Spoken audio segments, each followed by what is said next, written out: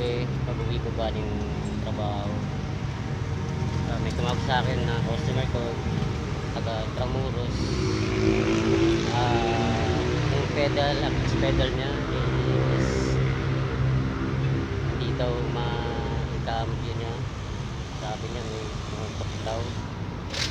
And then sabi ko alas 5 na, so sabi ko pwede nilang bukas kumain naman ng customer. So yan, ngayon pupuntahan ko sa Tramuros. Sinatay ko lang yung book nila para sunduin ako sa owner ko para gawin yung sakyan nila dun sa Tramuros. So yan mga boss, i-update ko kayo.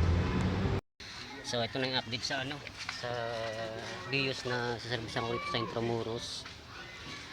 So yan, papakita ko sa inyo kung ito na mga boss yung naging sira nung Vios niya. So nawala yung push rod, tanggal. Kaya kahit anong apak niya sa clutch, wala, hindi mo siya may kakambyo. So ayan mo boss, magpapalit tayo ng bunit to. Tanggal. Hello mga boss, eto na, natanggal ko na yung sa Vios dual BBTI. So yan, nawala yung push rod nya, nabiyak pala oh. Ayun, kung makikita nyo boss oh, biyak siya, kaya siguro nalaglag yung pinaka push rod nito. So naubusan siya ng fluid. Then nakuha na rin ako ng bago para malagyan mamaya. Kaya mga boss, update ko yung mamaya. Maraming salamat. Hello mga boss, ito nakabili na ng hydraulic na clutch icing.